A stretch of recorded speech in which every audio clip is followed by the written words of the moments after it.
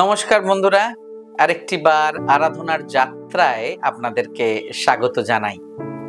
আমরা 5 নম্বর এপিসোডে এসেছি এবং 4 নম্বর এপিসোডে আমরা এই যুগের অনুরূপ হইও না সম্বন্ধে আলোচনা করেছি।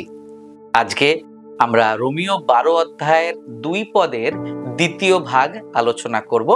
তো সেটার জন্য আসুন আমরা একসঙ্গে আরেকটি বার রোমিও 12 অধ্যায়ের 2 পদ পড়ি।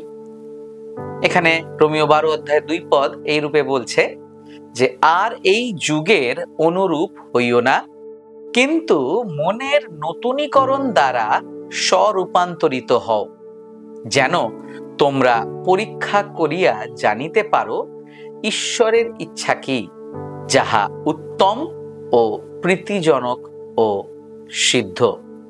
একটা জিনিস আমাদেরকে মনে রাখতে হবে যে এই মনের নতুনীকরণ এটা আমার বা অন্য কোনো মানুষের দ্বারা হয় না। এই মনের নতুনীকরণ কিন্তু ঈশ্বরের বাক্য এবং পবিত্র আত্মার দ্বারা হয়ে থাকে। আমরা যত ঈশ্বরের বাক্যের গভীরে যাই, পবিত্র আত্মা আমাদের মনকে নতুনীকৃত করে। সো আজকে দ্বিতীয় ভাগে আমরা যে বিষয়টি দেখতে চলেছি রোমিও 12 অধ্যায়ে, সেটা হচ্ছে মনের নতুনীকরণ দ্বারা স্বরূপান্তরিত। আমাদের মাইন্ডকে, অর্থাৎ আমাদের চিন্তাধারাকে, আমাদের মনকে, মনের চিন্তাধারাকে এই জাগতিক চিন্তাধারা থেকে পৃথক করা, এটা খুবই গুরুত্বপূর্ণ বিষয় একজন আরাধনাকারীর হিসাবে। একজন আরাধনাকারী আমাদের মনের চিন্তা ভাবনা, আমাদের যে খারাপ বিষয় যে চিন্তা করি আমরা, অর্থাৎ ধরুন আমি একজন ছেলে হয়ে বলি, একটা সামনে থেকে খুব সুন্দরী মেয়ে আসছে, তাকে দেখে আমার কি চিন্তা আসছে? আমি কি আমার চিন্তায় পবিত্রতা বজায় রাখছি? এইটা একজন আরাধনাকারী হিসাবে খুবই খুবই গুরুত্বপূর্ণ। বাইরের লোকেরা, অর্থাৎ মনুষ্য জাতি কিন্তু আমাদের এই অভ্যন্তরীণ বিষয়কে দেখতে পায় না, কিন্তু জেনে রাখবেন ঈশ্বর সমস্ত কিছু দেখেন। ঈশ্বরের চোখের থেকে আমরা কিছুই লুকাতে পারি না।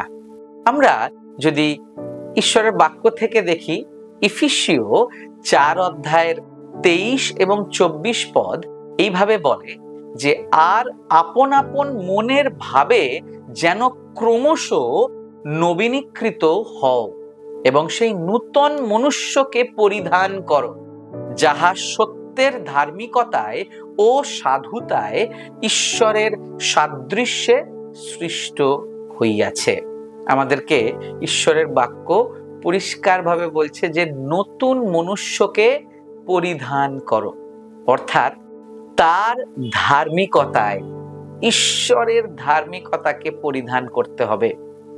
এবং এটা শুধুমাত্র যীশু খ্রিস্টের মাধ্যমেই সম্ভব, কারণ যীশু খ্রিস্টই তার অনুগ্রহে আমাদের তার ধার্মিকতা দিয়েছেন ও সাধুতায় ঈশ্বরের সাদৃশ্যে সৃষ্ট হইয়াছ।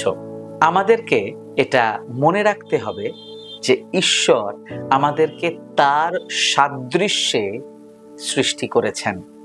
আমাদের তার মতো হৃদয় তৈরি করতে হবে এবং এটা সম্ভব শুধুমাত্র ঈশ্বরের সান্নিধ্যে থাকা এবং পবিত্র আত্মায় পূর্ণতার দ্বারা।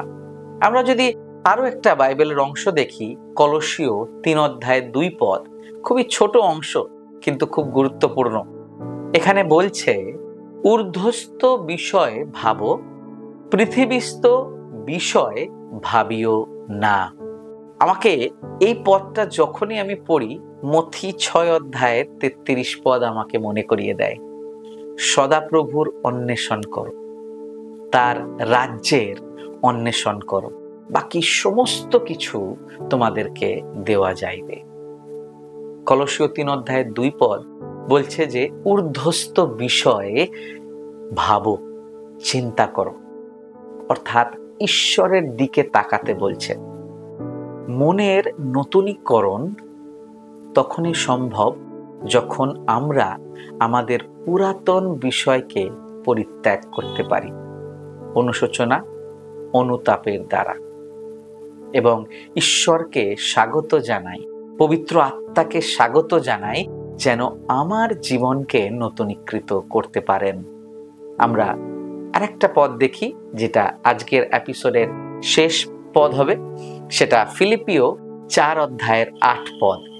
এইভাবে বলে, অবশেষে হে ভ্রাতৃগণ, যাহা যাহা সত্য, যাহা যাহা আদরণীয়, যাহা যাহা ন্যায্য, যাহা যাহা বিশুদ্ধ, যাহা যাহা প্রীতিজনক, যাহা যাহা সুখ্যাতিযুক্ত, যে কোনো সদ্গুণ ও যে কোনো কীর্তি হোক, সেই সকল আলোচনা করো।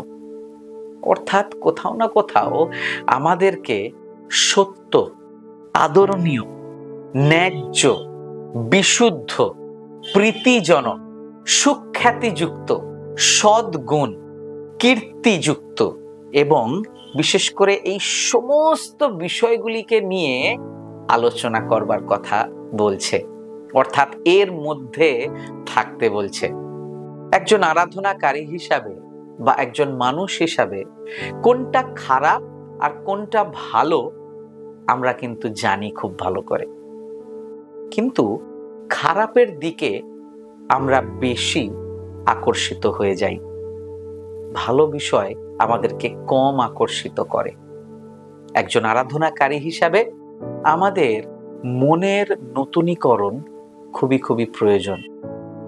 এবং আমি আবার ইফিসীয় 4 অধ্যায় 23 এবং 24 পদে ফিরে যেতে চাই, যেখানে প্রথম লাইনটা বলছে যে আর আপন আপন মনের ভাবে যেন ক্রমশ নবীনীকৃত হও।